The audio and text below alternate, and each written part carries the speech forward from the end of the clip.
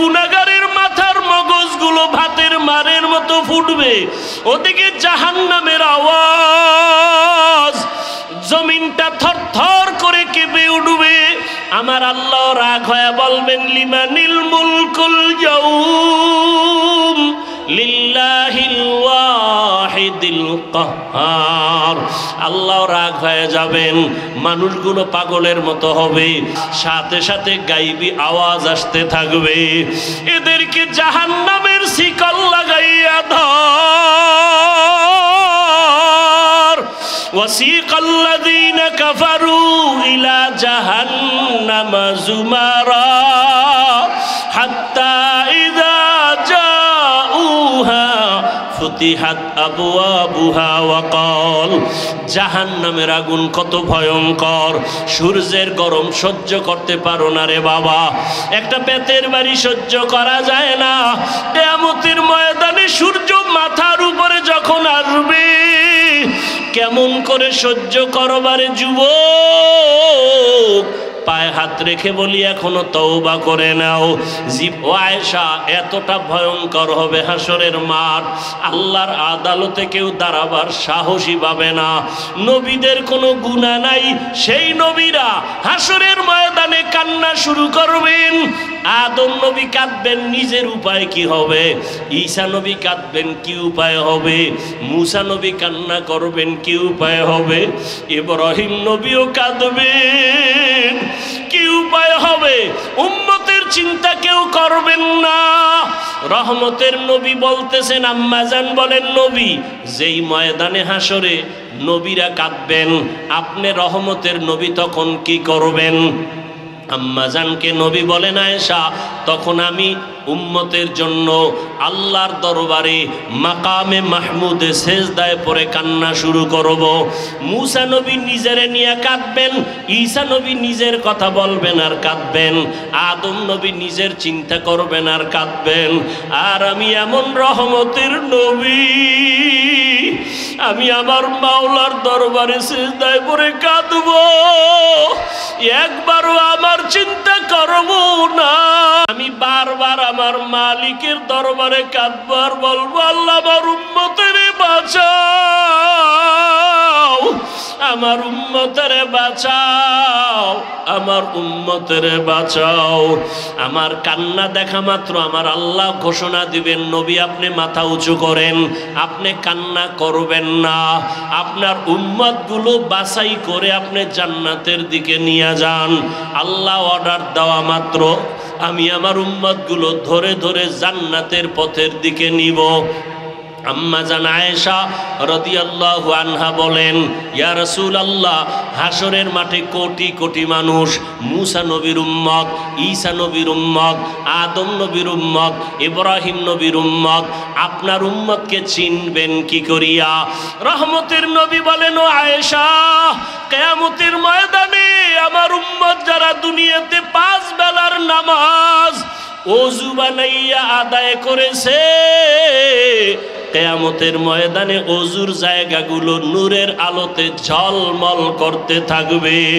আমি আমার উম্মতগুলো দেইখা দেইখা দইরা দইরা নিয়া হাউজে কাউসারের কিনারায় দাঁড় করাইয়া আমি নবী নিজের হাতে আমার উম্মতের এক এক পেয়ালা করে হাউজে কাউসারের পানি দিব।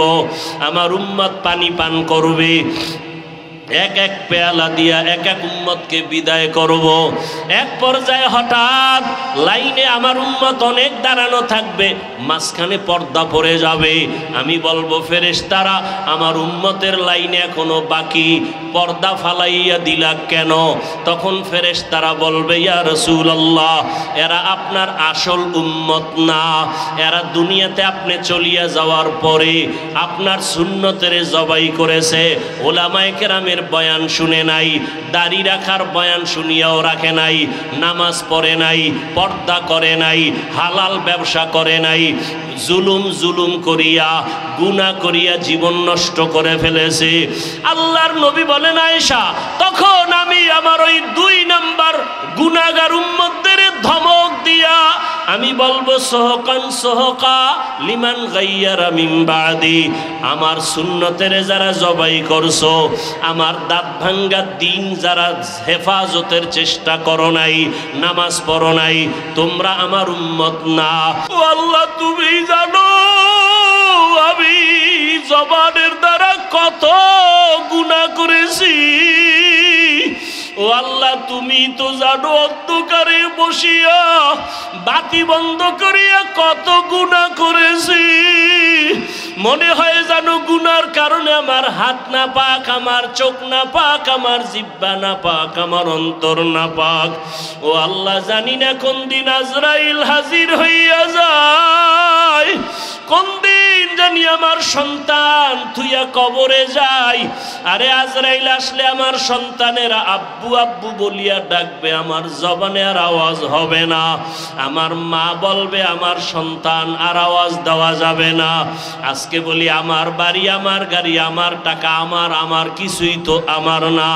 সাদা কাপনে প্যাকেট বানাইয়া ওই বাঁশবাগানে রাখিয়া সবাই চলিয়া যাবে। আজকে আমার ডাইনে বামে সামনে পেছনে কত ভক্ত, কত বন্ধু। মরণটা যখন হবে কেউ নাই, কেউ নাই, কেউ নাই। অন্ধকার আর অন্ধকার আর অন্ধকার। ও আল্লাহ, তুমি ছাড়া আমার কেউ থাকবে না, তোমাকে না নিয়ে আর কবরে যাব না। ও আল্লাহ, শয়তানের ধোকায় পড়ে বহু অন্যায় করেছি, আজকে তওবা করে নিলাম, আর গুনাহ করব না, নামাজ ছাড়ব না, বেপরদায় চলব না, দাড়ি কাটবো না, মা বাবার সাথে বেয়াদবি করব না, ওলামায়ে কেরামের দোয়া নিয়া নবীজির আদর্শ মতো চলবো, শিক্ষকের দোয়া নিয়ে চলবো, মুরব্বীদের দোয়া নিয়ে চলবো, মা বাবার দোয়া নিয়ে চলবো। ও আল্লাহর বান্দারা, জানি নাই ময়দানে কারা ইয়াতীম। কোন বান্দা এখানে আসো বাবা নাই, কে জানি আসো মাও নাই। ওরে যার বাবা নাই তার দোয়ার দরওয়াজা একটা বন্ধ, যার মা নাই তার দোয়ার দরওয়াজা দুটোটাই বন্ধ। ওই মা বাবার জন্য দোয়া করো, চোখের পানি ছাড়ো। কান্না যদি না আসে, কান্নাওয়ালার কাছে গিয়া দোয়া চাও, কান্নাওয়ালার দোয়া খালি ফেরত যাবে না। ও আমার যুবক বাবারা, মায়েরে কত কষ্ট দিয়েছো। আজকে কত মানুষ মোনাজাতে কান্না করে, তোমার চোখে কেন পানি নাই? গুনার কারণে বুঝি আল্লাহ বেজার হয়ে গেল। তাড়াতাড়ি বাসায় যাইয়া মায়ের থেকে ক্ষমা নাও। মা যদি বাঁচিয়া থাকে ঘরে গিয়া বলবা, মা জীবনে কত বেয়াদবি করেছি, আজকে বোধহয় তুমি আমার উপরে রাগ করে আসো, এ কারণে ময়দানে চোখে পানি আসলো না। মা আমি তওবা করে আসছি, আর বেয়াদবি করব না, তুমি আমাকে মাথায় হাত দিয়া দোয়া করে দাও। যদি মাকে বলতে পারো, দেখবা মায়ের চোখে পানি চলে আসবে। মা ডাক দিয়া বলবে, আরশে আজিমের মালিক, আমার কলিজার সন্তানটাকে তুমি মাফ করে দাও। আমি মা দোয়া করি, ওকে কবুল করে নাও। মায়ের দোয়া, বাবার দোয়া ছাড়া কোনোদিন সফলতা আসবে না। যার বাবা নাই সে জানে বাবা কত বড় মাথার উপরে ছায়া ছিল। যার মা নাই তাকে জিজ্ঞাসা করো, মা কত বড় রত্ন। ওই মায়েরে যারা কষ্ট দিয়ে কাঁদাইছো, কপাল পুড়িয়ে গেছি। ওই বাবার সাথে যারা বেয়াদবি করেছো, কপাল বুঝি পুড়িয়ে গেছে। এখনো সময় আছে, তওবা করে নাও। এর কান্না, ওসমানের কান্না, জীবনটা কান্নায় কাটায় দিলেন। আর তোমার আমার তো কোনো আমলের খবরই নাই, চোখেও পানি নাই রে যুবক। কয়দিন আর জীবনের বাহাদুরি করবা, যৌবনের বাহাদুরি করবা? এখনো সময় আছে, তওবা করে নাও। ডাক্তার হও, তবে আদর্শবান ডাক্তার হইও। ইঞ্জিনিয়ার হলে আদর্শবান ইঞ্জিনিয়ার হইও। বলবা, হাফিজ ভাই আদর্শবান ডাক্তার হওয়ার জন্য কি করতে হবে? ভালো করে মনে রাখবা, তিনটা জায়গায় বেয়াদবি করা যাবে না। যদি করো তো জীবনে ডাক্তার হতে পারবা, আদর্শবান হতে পারবা না। ইঞ্জিনিয়ার হতে পারবা, আদর্শবান হতে পারবা না। এক নাম্বার জায়গা, মা বাবার সাথে বেয়াদবি করা যাবে না। দ্বিতীয়, মুরব্বী ওলামায়ে কেরামের সাথে বেয়াদবি করা যাবে না। আর একটা হলো তোমার শিক্ষকের সাথে বেয়াদবি করা যাবে না। এই তিন জায়গায় যদি বেয়াদবি করো, আল্লাহর কসম আদর্শবান হতে পারবা না, সম্মান জীবনে আসবে না, বরং মরণের আগে তোমার পতন শুরু হয়ে যাবে।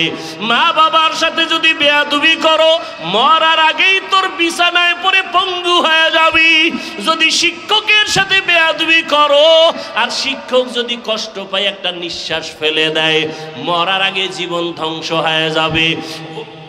মুরব্বী ওলামায়ে কেরামের অন্তরে যদি কষ্ট দিয়া চলো, জীবনটা মরণের আগে ব্যাহত হয়ে যাবে। এই জন্য তিন জায়গায় বেয়াদবি করা যাবে না। ও পর্দার আড়ালের আম্মা জানেরা, বোনেরা, আপনার মতো কত মা কত বোন এই এলাকায় এখনো আছে, নামাজ ছাড়ে না, বেপর্দায় চলে না, সন্তানটাকে আদর্শওয়ালা বানানোর চেষ্টা করে, স্বামীর মাল হেফাজত করে, খেয়ানত করে না, মোবাইলে সময় নষ্ট করে না। ও আম্মা জানেরা, আপনাদের এই সন্তানদের যত বয়ান করলাম, এই বয়ানগুলো কাজে লাগানোর জন্য আপনাদের মেহনত আর দোয়া লাগবে। কারণ আপনাদের দোয়া ছাড়া সন্তানের জীবনে সফলতা আসবে না। মা বাবার চোখের পানি আর দোয়া সন্তানের সফলতার চাবি। মা বাবার চোখের পানি আর দোয়া না থাকলে আমি এই চেয়ারে বসতে পারতাম না। মা বাবার চোখের পানি দোয়া না থাকলে তুমিও লেখাপড়ায় ভালো নাম্বার পাইতা না, চাকরি করতে পারতা না, তোমার বাড়ি গাড়িও হতো না, সম্মানের চেয়ারও পাইতা না। ওই মা বাবার দোয়া নাও। ও পর্দার আড়ালের আম্মা জানেরা, আপনার মতো কত মা কত বোন পর্দা করে, স্বামীর মাল হেফাজত করে, নামাজ পড়ে, আপনারা কেন পারবেন না? আপনাদের এত সম্মান আল্লাহ দান করেছেন। আপনারা নবীদের মায়ের মতো দামি মা, সাহাবায়ে কেরামদের মায়ের মতো দামি মা, খাদিজা রাদিয়াল্লাহু আনহার মতো দামি নারী। আপনারা তো আয়েশা রাদিয়াল্লাহু আনহার মতো দামি নারী। আপনারা তো ফাতেমা রাদিয়াল্লাহু আনহার মতো দামি নারী। আপনারা তো ইসমাইল নবীর মা হাজেরা আলাইহা সালামের মতো দামি নারী।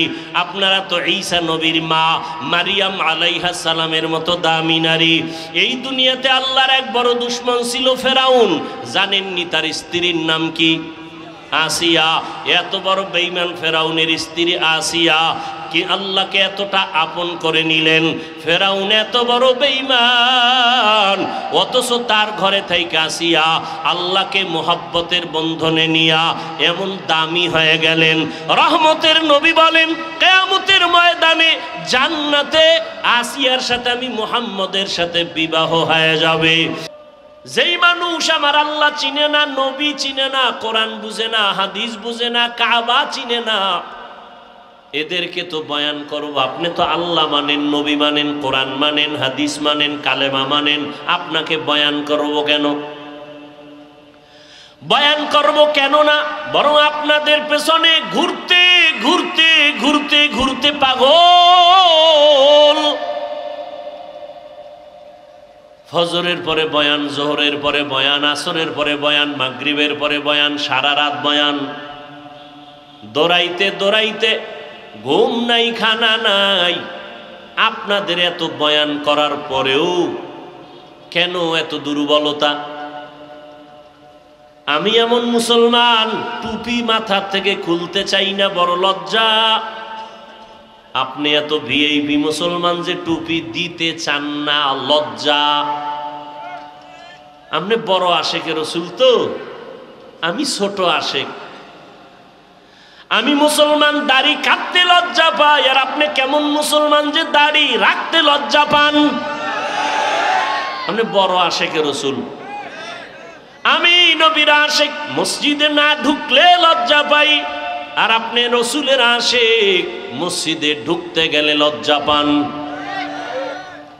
আমি পর্দা না করলে লজ্জা পাই, আর আপনি পর্দা করতে গেলে লজ্জা পান।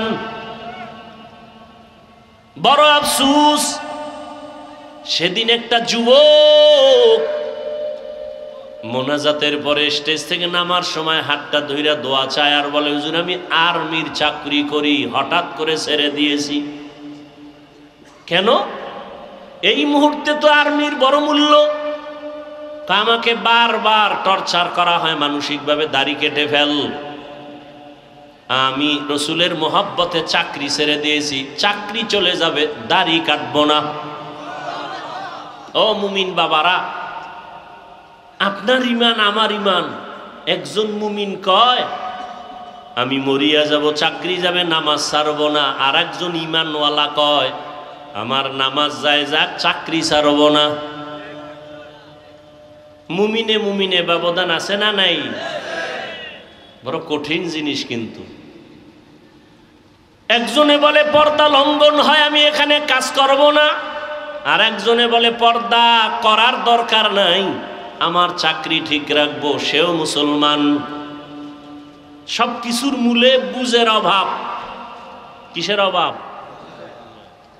আমার বুঝ টুপি মাথায় দিলেই শান্তি আর সম্মান, আপনার বুঝ হলো টুপি না দিলে সম্মান।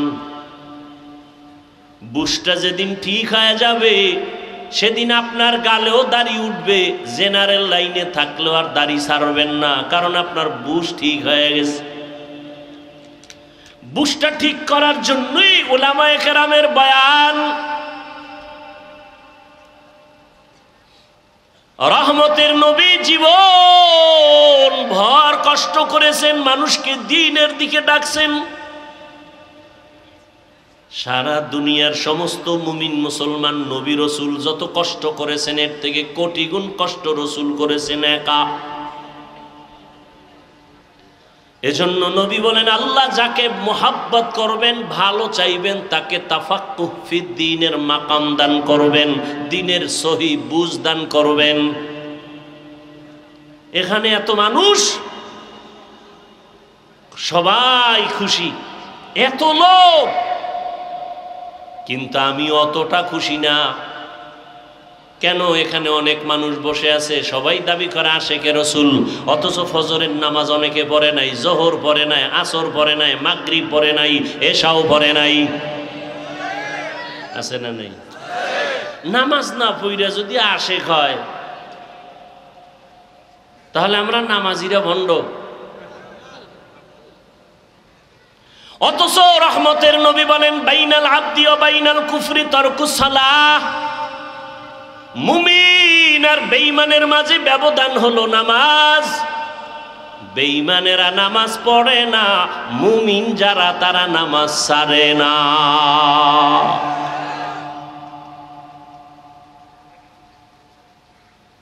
আফসোস, আসলে ইসলাম মুসলমান দাবি করি, ইসলাম কি জিনিস চিনি না, রসুলকে চিনি না। ওয়াসকুরিনীর ঘটনাই বয়ান হয়, কিন্তু ওয়াসকুরিনীর ইশক অন্তরে নাই।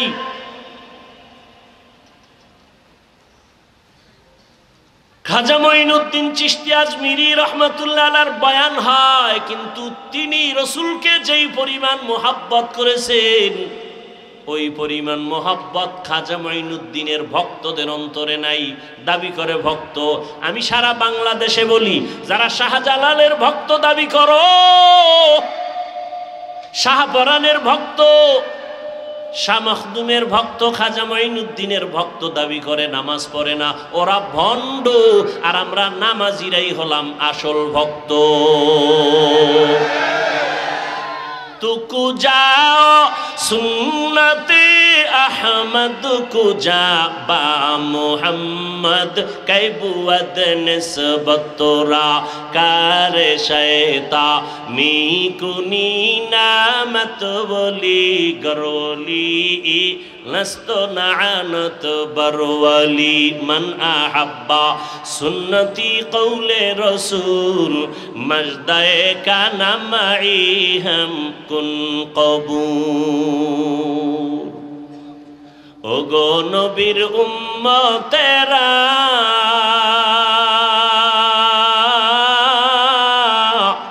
হয়ে আজি দিশাহারা, কোরআন হাদিসের চলো যখন যাহা চায় মনে,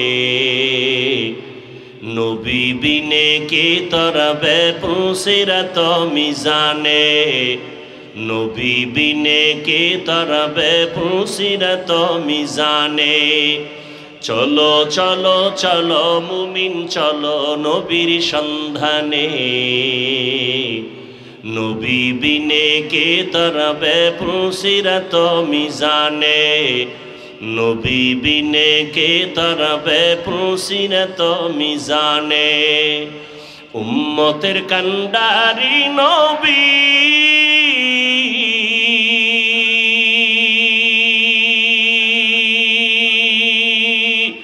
কাঁদছেন উম্মতের লাগি,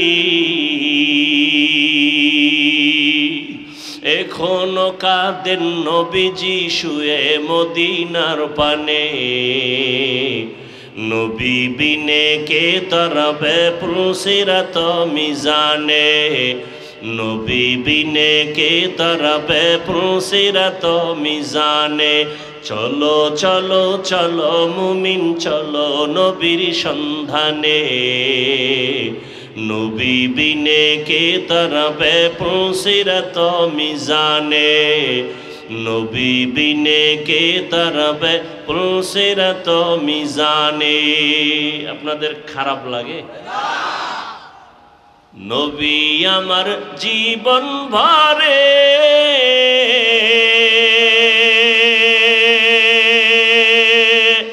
দিনের লাগি কষ্ট করে, দান দান শহীদ করিলেন অহুদেরই ময়দানে, নবী বিনে কে তরাবে পুসিরাত মিজানে, নবী বিনে কে তরাবে পুসিরাত মিজানে। নবীর মায়া নাই কি তোমার,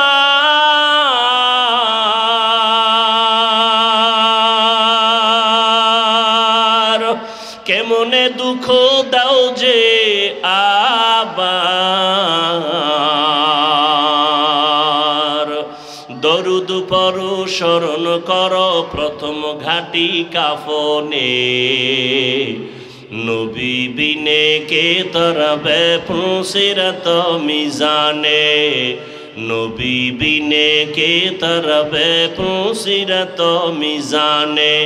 চলো চলো চলো মুমিন চলো নবীর সন্ধানে, নবী বিনে কে তরাবে পুসিরাত মিজানে, নবী বিনে কে তরাবে পুসিরাত মিজানে। এরে নবীর আশিক রহমতের নবী আমার শুধু উম্মতের জন্য জীবনকে বিলায় দিয়েছেন।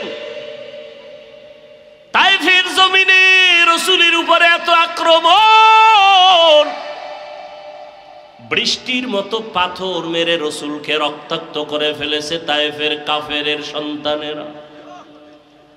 আল্লাহ বরদাস্ত করতে পারেন নাই, বলে জিবরাইল যাও, রাসূলের শরীর মুবারকে মশা মাছি পড়া হারাম, ওই শরীরে পাথরের আঘাত, রক্ত পরে জুতা আটকায় গিয়েছে, যাও এখনই তায়েফের জমিন উল্টায় সব ধ্বংস করে দাও।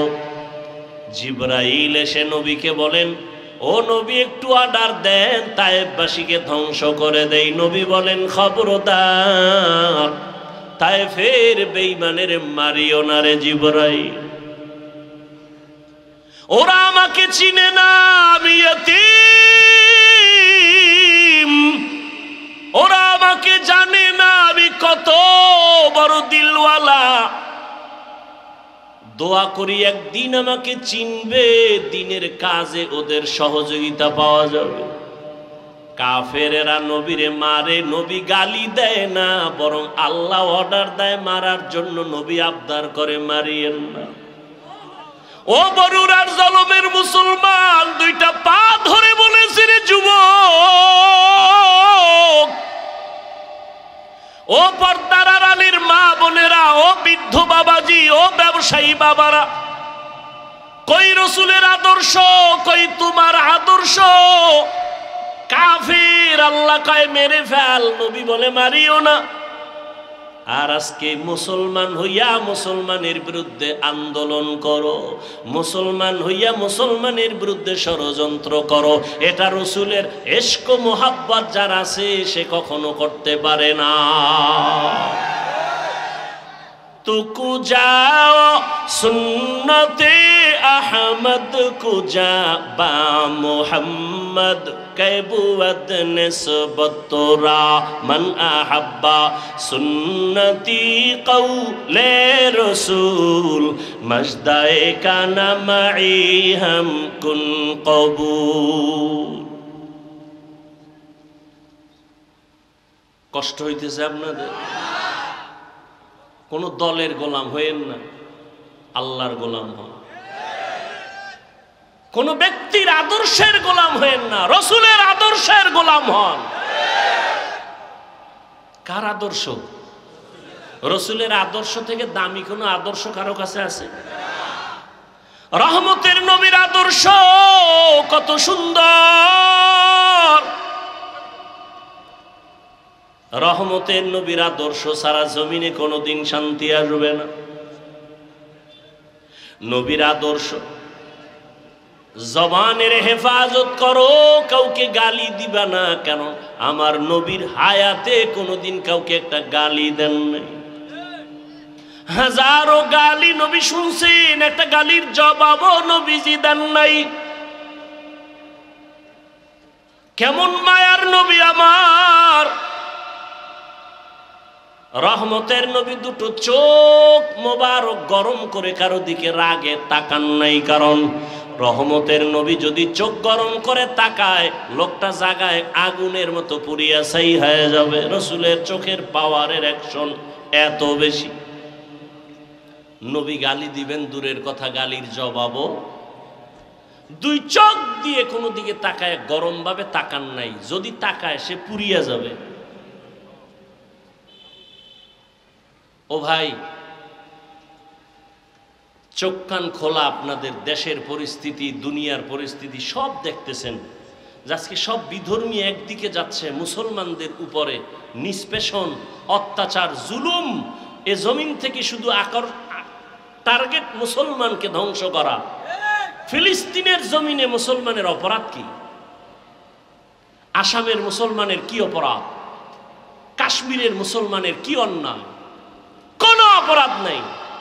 সব বিধর্মী এক হয়েছে। ওদের বাহাদুরি টিকাইয়া রাখার জন্য ইসলাম বাধা। দুর্নীতিবাজের দুর্নীতির পথ পরিচালনার ক্ষেত্রে ইসলাম বাধা। চোরের জন্য চুরির পথে ইসলাম বাধা। জালেমের জুলুম করার পথে ইসলাম বাধা। এজন্য সব চোর, ডাকাত, দুর্নীতিবাজ, চাঁদাবাজ আর ধান্দাবাজ এরা ইসলাম চায় না। ইসলাম, অথচ মাইকেল বলবে ইসলাম শান্তির ধর্ম, সে মানে না। কেন? ওরা জানে আসলেই ইসলাম শান্তির ধর্ম। মানলে আমাদের স্বার্থ মতো চুরি করা যাবে না, দুর্নীতি করা যাবে না। এই জন্য ইসলামের জিকির করে কিন্তু ফিকির নাই, মানে না। রসুলের থেকে সুন্দর আদর্শ কারো কাছে আছে? থাকলে বলেন আমি হাফিজুর রহমান ঘোষণা দিলাম, রসুলের থেকে যদি আরো সুন্দর আদর্শ কারো কাছে থাকে আমি সেইটা নিব, রসুলেরটা বাদ দিব।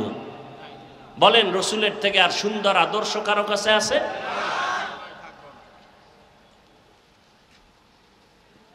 আল্লাহ হেদায়াত দান করুন। পৃথিবীতে একজন রাষ্ট্র পরিচালনাকারী রাজনীতিবিদ নেতা, আপনারা অনেকেই তার নাম জানেন, বাদশাহ হারুন রশিদ। জানেননি তার নাম? তিনি একদিকে রাষ্ট্র পরিচালনা করেন, রাজনীতিবিদ নেতা, অন্যদিকে আল্লাহ পাকের প্রিয় এক বুজুর্গ, আল্লাহর ওলি গোলাম। মুসলমানের ইতিহাস তো এমনই। বাদশাহ হারুন রশিদের ইতিহাস, মামুনুর রশিদের ইতিহাস, মোগলদের ইতিহাস, এরা একদিকে দেশ চালান, অপরদিকে রাতের বেলা তাহাজ্জুদে আল্লাহর কাছে সেজদায় পড়ে কাঁদেন। এই জন্য তারা শান্তি কি জিনিস দেখায় গেছেন এ জাতিকে। আমরা পারি না কেন? আমাদের মুখের কথায় আর কাজে মিল নেই। স্লোগান দেই কেউ খাবে কেউ খাবে না, স্লোগান পর্যন্তই থাকে, কাজের বেলায় নিজে খায়া মরি, অন্যের খানার খোঁজ নিব না। আর স্লোগান দিব বৈষম্য চলবে না। বৈষম্য বিরোধী আন্দোলন করার সুযোগ পাইয়া আম্মাজানেরা রাস্তায় নামছে যে নারী পুরুষ এক বানায় দাও, কোনো বৈষম্য রাখা যাবে না। কোন জায়গাটা কোন জায়গায় গিয়ে লাগাই দিছে, বুদ্ধির অভাব। আবার কিছু চালাক এরা এদের সাথে তাল মিলায় বলে ইসলাম নারীর অধিকার দেয়নি, অথচ হাজার কোটিবার আল্লাহর জাতের কসম ইসলাম ছাড়া এ নারীর ইজ্জত সম্মান আর কেউ দেয়নি। সবাই করেছে নারীদের উপরে জুলুম, ইসলাম করেছে নারীর উপরে ইনসাফ। বাদশাহ হারুন রশিদ বড় বুজুর্গ, দেশ পরিচালনা করেন। তিনি একদিন তার রাজপ্রাসাদে দেশের বড় বড় আলেমদের দাওয়াত দিলেন, দুপুর বেলার খানার দাওয়াত। বয়ান শুনলে ডিস্টার্ব করা যাবে না, না হয় আমি মোনাজাত দিয়ে চলে যাব। হেদায়েতের মালিক কে? কোনো ব্যক্তির হাতে হেদায়াত নাই, বাকি ডিস্টার্ব করবেন না। ওলামায়ে কেরামদের রাজপ্রাসাদে ডাক দিলেন, খানা দানা সুন্দর ভিআইপি আপ্যায়ন করাইয়া বাদশাহ হারুন রশিদ বললেন, মেহমানদারি যথার্থ হয়েছে তো? বলে আলহামদুলিল্লাহ। বলে এবার আসেন আমার কনফারেন্স রুমে। ওখানে নিয়ে বসালেন দেশের সব উল্লেখযোগ্য ওলামায়ে কেরাম। বাদশাহ হারুন রশিদ সিংহাসনে বসে বললেন, আমি যে আপনাদের ডাকছি আমার মনের একটা কঠিন প্রশ্নের জবাব নেওয়ার জন্য। বলেন তাই? বলে হ্যাঁ। বলেন কি প্রশ্ন? বাদশাহ হারুন রশিদ বললেন, আপনারা আমাকে চিনেন? বলে হ্যাঁ চিনি। আমি সেটুকুই না, আমি দ্বীনের পথে আমল করার জন্য চূড়ান্ত চেষ্টা চালাই, অতএব আমি নেক আমল করি, যথাসাধ্য আমি গুনাহ থেকে বেঁচে থাকার চেষ্টা করি। আমি আপনাদের থেকে জানতে চাই, আমি বাদশাহ হারুন রশিদ জাহান্নামী নাকি জান্নাতি? ওলামাদের মজলিসে প্রশ্নটা ছেড়ে দিলেন। একজন একজন করে সবাই এক আওয়াজ দিলেন যে আপনি জান্নাতি না জাহান্নামী এটা বলার কোনো পাওয়ার, কোনো সুযোগ আমাদের? হ্যাঁ, এতটুকু বলা যাবে, আপনি যদি ভালো আমল করেন তো আপনি জান্নাতের পথে আছেন, জান্নাতি বলা যাবে। আপনি যদি অপরাধমূলক অন্যায় কাজে জড়িত থাকেন আপনাকে বলা যেতে পারে আপনি জাহান্নামের পথে আছেন, জাহান্নামী বলা যাবে না। বাদশাহ হারুন রশিদ মজাক করলেন, আমাকে যদি আপনারা একটা সাইড করে দিতেই না পারেন তো আপনাদের খাওয়াইয়া লাভ হইল কি? এত বড় মেহমানদারি করাইলাম, কি লাভ হলো?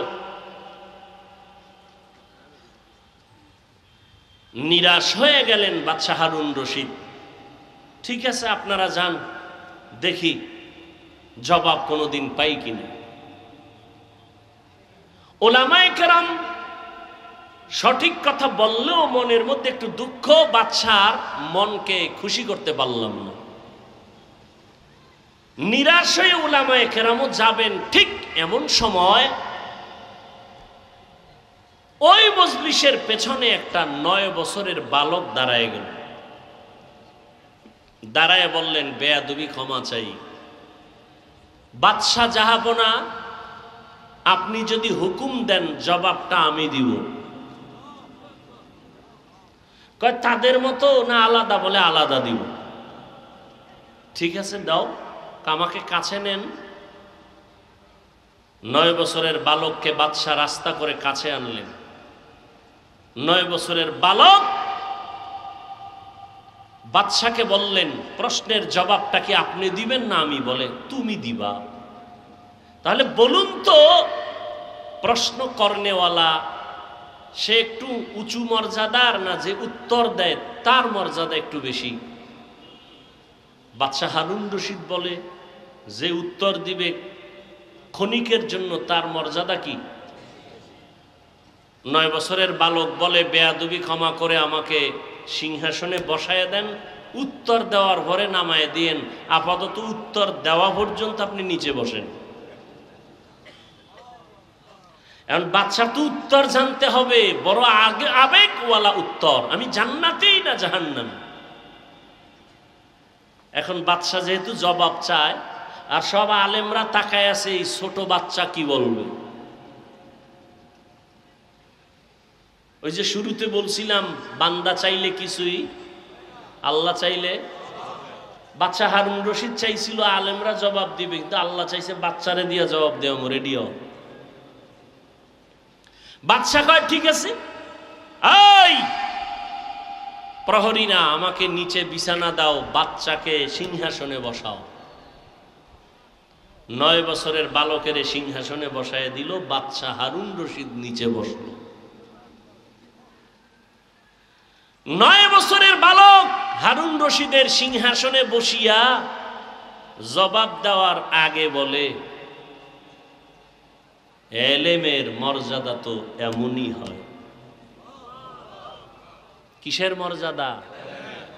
এলমেরা এজাজু করদান বেহিসাব, খলকেরা দাদান জওয়াবে বা সওয়াব হক নাদারত, দোস্তে খলকা জারেরা নিস্তে ই খসলত একে দিনদারেরা।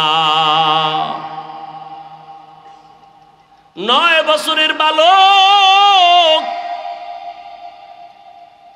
বাদশাহ হারুন রশিদের সিংহাসনে বইয়া প্রথম একটা ভাষণ দিয়া কয়, এত বড় বড় উলামায়ে কেরামের মজলিসে আমি 9 বছরের সন্তান, বাদশাকে নিচে বসাইয়া সিংহাসনে বসছি, এটা আমার বাহাদুরির কিছু নাই, আল্লাহর দেওয়া এলেমের বরকত। কিসের বরকত? এলেমের বরকত। এলেমওয়ালা কোরআনওয়ালারা টাকাওয়ালার পেছনে দৌড়াবে কেন? কোরআনের এলেম সিনাই নিয়ে চলো, টাকাওয়ালা তোমার পেছনে দৌড়াবে।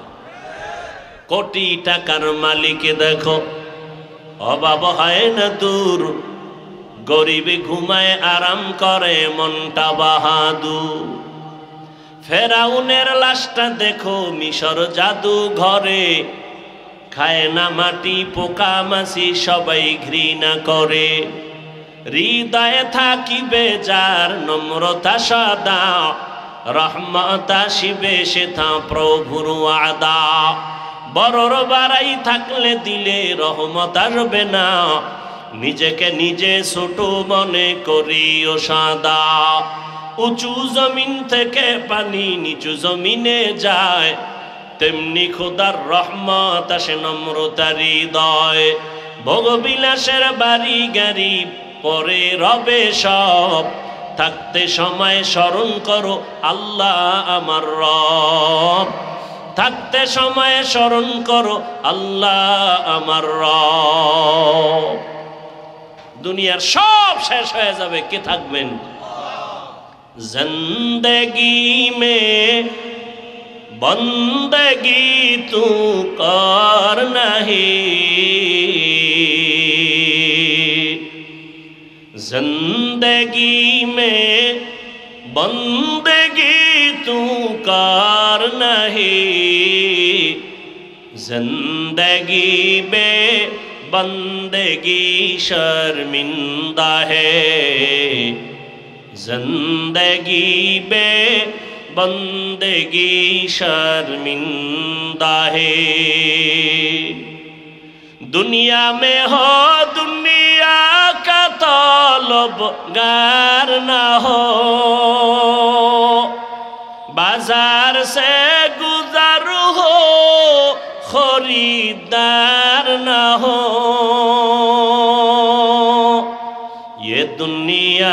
एक मिसले कागज फूल है, ये दुनिया एक मिसले कागज फूल है। जिंदगी में बंदगी तू खार नहीं, जिंदगी में बंदगी शर्मिंदा है, जिंदगी में बंदगी शर्मिंदा है। जिंदगी में बंदगी कुन बंदगी, बंदगी बे जिंदगी शर्मिंदगी। अल्लाह ताला बोलेन वअम्मा मन खाफा मकाम रब्बिही व नहा नफ्स अनिल हवा फाइन्नाल जन्नता हियाल मावा। हाशरेर दिन আল্লাহর আদালতের সামনে দাঁড়াইয়া হিসাব দেওয়ার ভয় অন্তরে জমা করে দুনিয়ায় বসে যারা গুনাহ থেকে নিজেকে বাঁচায় রাখবে, আল্লাহ বলেন আমি ওয়াদা করলাম তাকে বিনা হিসাবে জান্নাত দিয়ে দিব।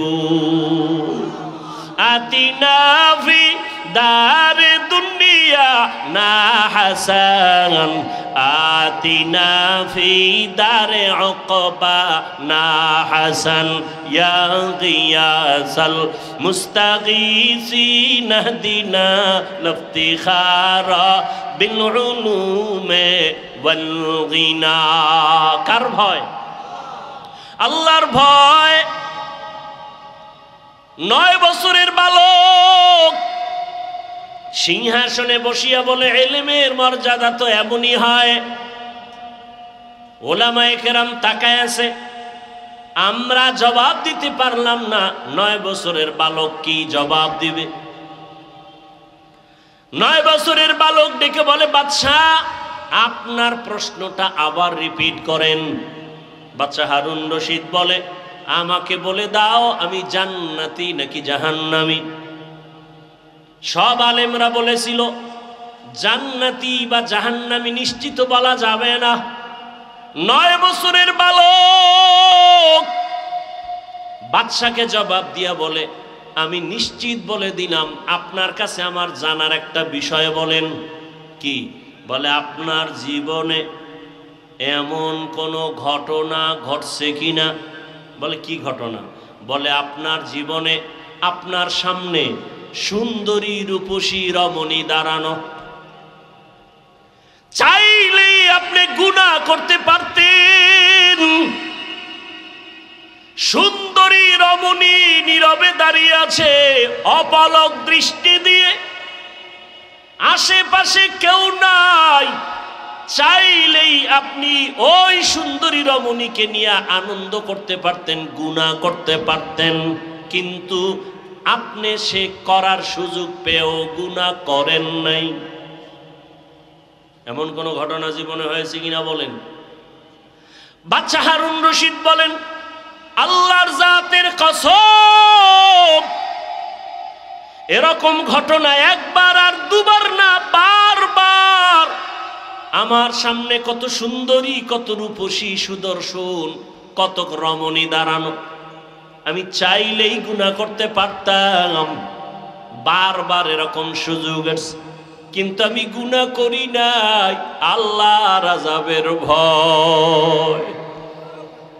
9 বছরের বালক বলে আল্লাহর উপরে ভরসা করে আমি বললাম আপনি নিশ্চিত জান্নাতি। সব উলামায়ে কিরাম আতঙ্কিত হয়ে গেলেন, কেউ আমরা নিশ্চিত জান্নাতি বলতে পারলাম না। তুমি বললা তার দলিল দাও। 9 বছরের বালক বলে দলিলটা আমি মন গড়া দিব না, আমার আল্লাহর কোরআনের আয়াত দিয়ে দলিল দিব। দাও দলিল। বাচ্চা বলে দলিল নাও। ওয়া আম্মা মান খাফা মাকাম রাব্বিহি ওয়া নাহান নাফসা আনিল হাওয়া ফাইন্নাল জান্নাতা হিয়াল মাওয়া। হর কে দারাত খৌফে হকদার দিল মাদাম জান্নাতুল মাওয়া দেহাদ উরা মাকাম জুজবা হকচি জে মখাজ ইনসো যা ফজলে উআ মস্তে দর জুমলা জাহা। 9 বছরের বালক ডেকে বলে, বাদশাহ জাহাপনা, আল্লাহর কোরআন দলিল, আল্লাহ ওয়াদা করেছেন দুনিয়ার জমিনে থাকিয়া গুনাহ করার সুযোগ পাইয়াও যারা আল্লাহর আদালতে দাঁড়াইয়া হিসাব দেওয়ার ভয়ে বান্দা গুনাহ করবে না, আল্লাহ ওয়াদা করেছেন আমি তাকে নিশ্চিত বিনা হিসাবে জান্নাত দিয়ে দিব। আল্লাহর কোরআনের আয়াত দিয়ে আমি দলিল দিলাম। বাদশাহ হারুন রশিদ জান্নাতের মেহমান। ও জলমের মুসলমান, ও যুবক, আল্লাহর ভয় অন্তরে জমা করো। দুনিয়াটা কিছুই না রে বাবা। আমি যে এতক্ষণ চিল্লাইয়া বয়ান করতেছি একবারও কিন্তু বলি নাই ও জলমের মুসলমান আমার মতো টুপিওয়ালা হও, দাড়িওয়ালা হও, মাদ্রাসায় যাও, স্কুলে তালা লাগায় দাও, একবারও বলি নাই। বরং আমি বলি ও জলমের মুসলমান যুবক বাবারা, বৃদ্ধ বাবাজি, পর্দার আড়ালের মা বোনেরা, আমি আপনাদের শুধু একটা কথা বলবো। আপনি যে লাইনে থাকেন, ব্যবসা করেন, চাকরি করেন, স্কুল কলেজে লেখাপড়া করেন, আমি আপনাদের কাছে একটা আবদার করব, রসুলের আদর্শের মালা গলায় পরেন, স্কুলে পড়েন আলহামদুলিল্লাহ, কলেজে লেখাপড়া করেন কোনো বাধা নাই, চাকরি করেন বাধা নাই, ব্যবসা করেন বাধা নাই। ও আল্লাহর বান্দা, অনুরোধ করে বলবো সফল জীবনটা তৈরি করেন। আদর্শ একটা মানুষ হইয়া কবরে যান। আদর্শ মানুষ হওয়ার জন্য 22 হাতের পাগড়ি লাগানো লাগবে না, মাদ্রাসায় পড়ে মাওলানা হওয়া লাগবে না, মাদ্রাসায় আলেম ওলামার অভাব নাই। আমার দেশে মাদ্রাসায় ছাত্রের অভাব নাই, মুফতি মুহাদ্দিসের অভাব নাই, ইমামের অভাব নাই। আমার দেশে অভাব আদর্শবান ডাক্তার নাই, আদর্শবান ইঞ্জিনিয়ার নাই, আদর্শবান প্রফেসর নাই। অতএব যুবক বাবারা, স্কুল কলেজে পড়ে আদর্শবান ডাক্তার হও, আদর্শবান ইঞ্জিনিয়ার হও, আদর্শবান এসপি হও, আদর্শবান ওসি হও।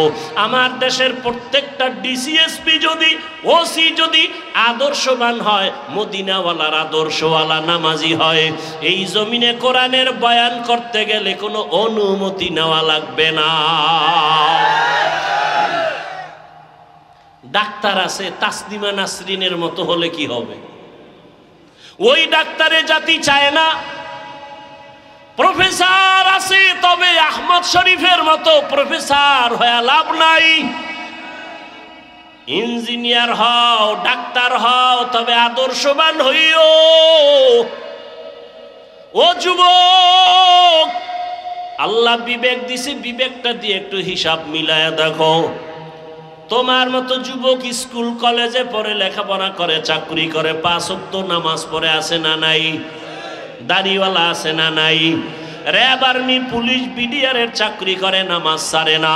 জলমের মুসলমানের কাছে আমার আবদার, আমি যে এতক্ষণ বয়ান করতেছি একবারও কিন্তু বলি নাই তাবলিগে যাও, একবারও কিন্তু বলি নাই চরমনাই যাও, একবারও বলি নাই উজানির ময়দানে যাও, একবারও বলি নাই তুমি 22 হাত পাগড়ি লাগাও, একবারও বলি নাই তুমি কওমি মাদ্রাসায় যাও, একবারও বলি নাই তুমি স্কুল কলেজ ছেড়ে দাও, একবারও বলি নাই তুমি চিল্লা লাগাও, একবারও বলি নাই তুমি নানুপুর পীরের দরবারে যাও।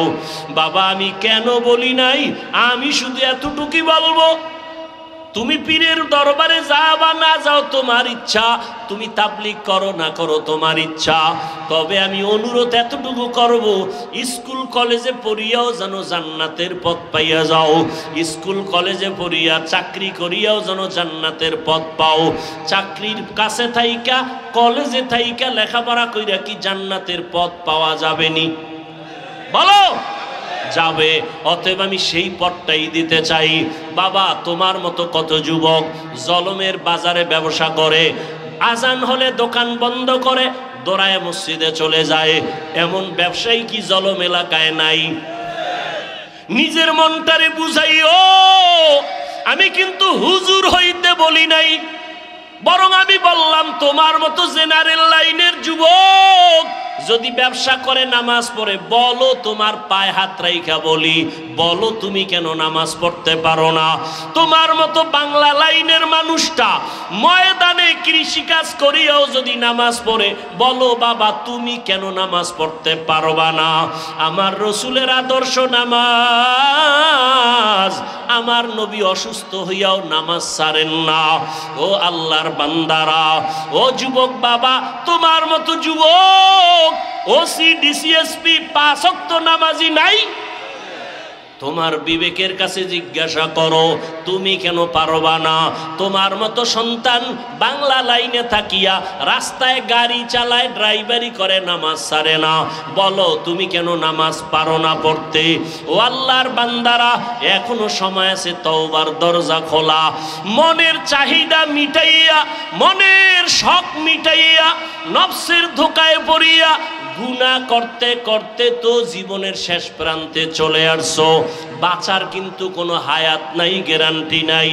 বড়রা আগে মরবে, ছোটরা পরে মরবো তাও বলা যাবে না। জুয়ানেরা পরে মরবে, বুড়ারা আগে মরে যাবে তাও বলা যাবে না।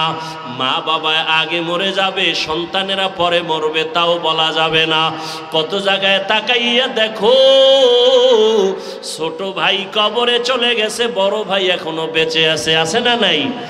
কত বুড়ারা এখনো আছে সুস্থ, কিন্তু যুবক মানুষ অসুস্থ।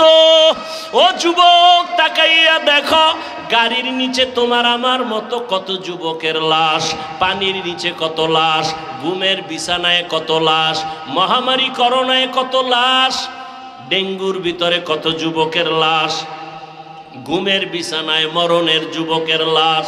কয়দিন আর বাঁচবারে বাবা? মনের শখ মিটাইয়া গুনাহ তো কম করো নাই। মনে চাইছে নামাজ পড়বা না, কতবার নামাজ ছাড়লা। মনে চাইছে দাড়ি রাখবা না, রাখো নাই। মনে চাইছে পার্কে পার্কে ঘুরবা, অনেক জীবন কাটাইলা ঘুরে ঘুরে। মনের জাল মিটাইয়া গুনাহ তো কম করলা না। আরে আমার মাওলার কথা কি তোমার মনে পড়ে না?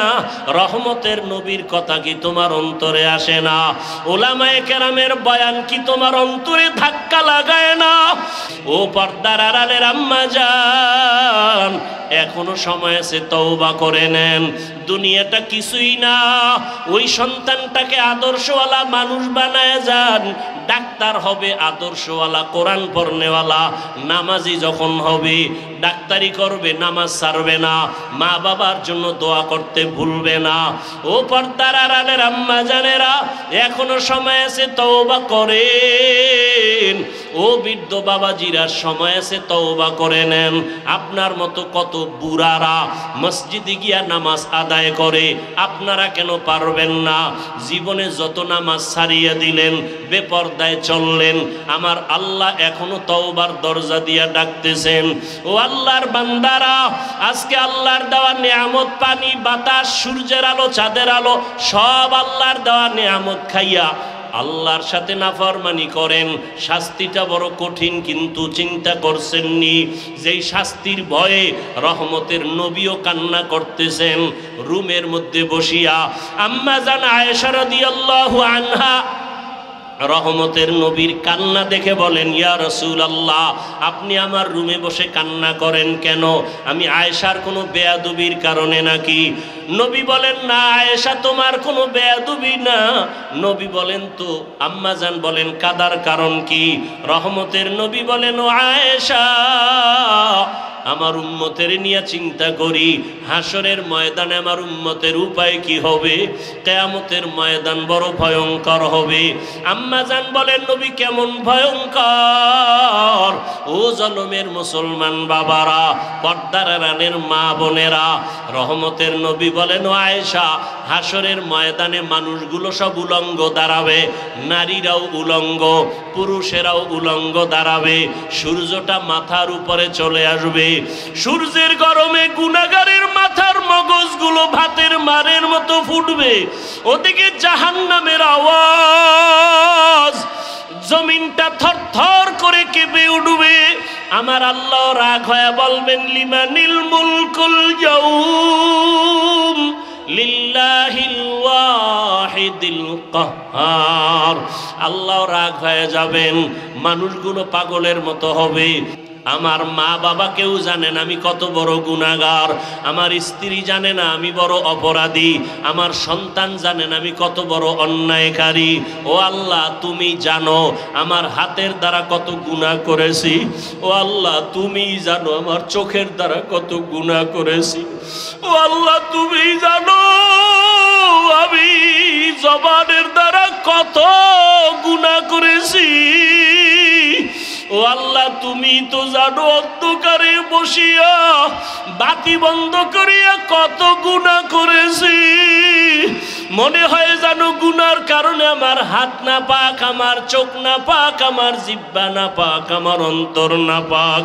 ও আল্লাহ জানি না কোন দিন আজরাইল হাজির হইয়া যায়, কোন দিন জানি আমার সন্তান থুইয়া কবরে যায়।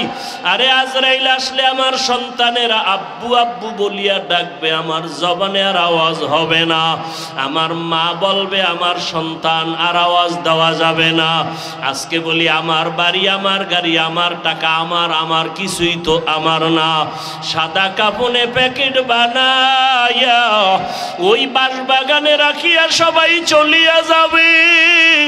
আজকে আমার ডাইনে বামে সামনে পেছনে কত ভক্ত কত বন্ধু, মরণটা যখন হবে কেউ নাই, কেউ নাই, কেউ নাই। অন্ধকার আর অন্ধকার আর অন্ধকার।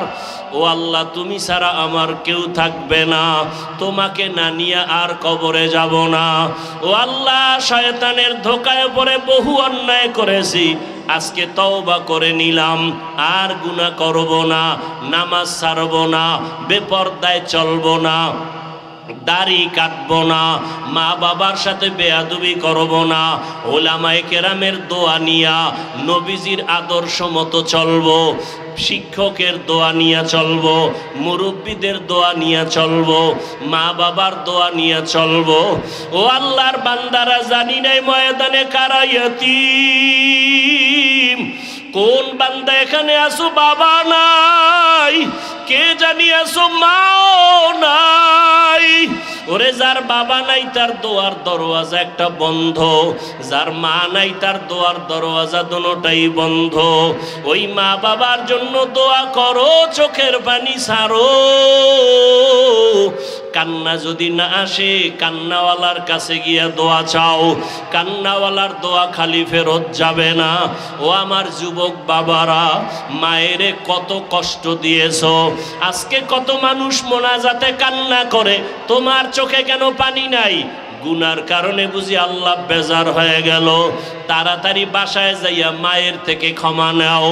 মা যদি বাঁচিয়া থাকে ঘরে গিয়া বলবা মা জীবনে কত বেয়াদবি করেছি, আজকে বোধহয় তুমি আমার উপরে রাগ করে আসো, এ কারণে ময়দানে চোখে পানি আসলো না। মা আমি তওবা করে আসছি, আর বেয়াদবি করব না, তুমি আমাকে মাথায় হাত দিয়া দোয়া করে দাও। যদি মাকে বলতে পারো দেখবা মায়ের চোখে পানি চলে আসবে। মা ডাক দিয়া বলবে আরশে আজিমের মালিক, আমার কলিজার সন্তানটাকে তুমি মাফ করে দাও। আমি মা দোয়া করি ওকে কবুল করে নাও। মায়ের দোয়া বাবার দোয়া ছাড়া কোনোদিন সফলতা আসবে না। যার বাবা নাই সে জানে বাবা কত বড় মাথার উপরে ছায়া ছিল। যার মা নাই তাকে জিজ্ঞাসা করো মা কত বড় রত্ন। ওই মায়ের যারা কষ্ট দিয়ে কাঁদাইছো কপাল পুড়িয়ে গেছি। ওই বাবার সাথে যারা বেয়াদবি করেছো কপাল বুঝি পুড়িয়ে গেছে। এখনো সময় আছে, তওবা করে নাও। মনে মনে আল্লাহরে বলো আল্লাহ আর গুনাহ করব না, বেয়াদবি করব না, নামাজ ছাড়ব না, দাড়ি কাটব না, বেপরদায় চলব না। মা বাবার দোয়া নিয়া, শিক্ষকের দোয়া নিয়া, ওলামায়ে কেরামের দোয়া নিয়ে নবীর আদর্শ মেনে চলব। আল্লাহ সবাইকে তওবাওয়ালা জীবন দান করেন। আলহামদুলিল্লাহি রাব্বিল আলামিন ওয়াসসালাতু ওয়াসসালামু আলা সাইয়্যিদিল আমবিয়া ওয়াল মুরসালিন ওয়া আলা আলিহি ওয়া আসহাবিহি আজমাইন ইয়া আরহামার রাহিমিন ইয়া আরহামার রাহিমিন ইয়া আরহামার রাহিমিন রব্বিরহামহুমা কামা রব্বায়ানি সগীরা। اللهم إنك عفو كريم تحب العفو فاعف عنا. اللهم إنا نسألك رضاك والجنة ونعوذ بك من سخطك والنار. اللهم ارحمني بترك المعاصي. اللهم ارحمني بترك المعاصي. اللهم ارحمني بترك المعاصي. يا رب اغفر لي يا رب اغفر لي يا رب اغفر لي. আয় আল্লাহ, কুদরতের নজর দিয়ে দেখেন, এই জালমের ময়দানে আপনার আশিকেরা হাজির, মদিনাওয়ালা নবীর আশিকেরা হাজির। কত উলামায়ে কেরাম, কত মুরব্বী হাজী সাহেব, কত ব্যবসায়ী, কত চাকরিজীবী, ও আল্লাহ পর্দার আড়ালে কত মা বোনেরা, আমার কলিজার কত যুবক, কত ছাত্র ভাইরা আপনার দরওয়াজায় হাজির হয়েছি। ও আল্লাহ, আমরা সবাই জাহান্নামের আসামি, গুনার সাগরে পড়ে গেছি। আপনার দেওয়া সূর্যের আলো, চাঁদের আলো, বাতাস নেয়ামত খাইয়া আপনার নাফরমানি করতে করতে জীবনটা নাপাক করে ফেলেছি। গুনার দিয়ে তাকাইয়া দেখি আমার মনে হয় হাত নাপাক হয়ে গেছে, গুনার কারণে আমার জবান বুঝি নাপাক হয়ে গেল, গুনার কারণে আমার চোখ নাপাক, আমার অন্তর নাপাক। ও আল্লাহ, আপনার দরজা ছাড়িয়া গুনার কারণে কোথায় যাব? আর তো কোনো দরওয়াজা নাই। আপনার দরওয়াজা ছাড়া সব জাহান্নামের দরওয়াজা। ও আল্লাহ, দুনিয়াতে সূর্যের গরম সইতে পারি না, সূর্যের গরমে মানুষগুলো পাগলের মতো ছটফট করতেছে।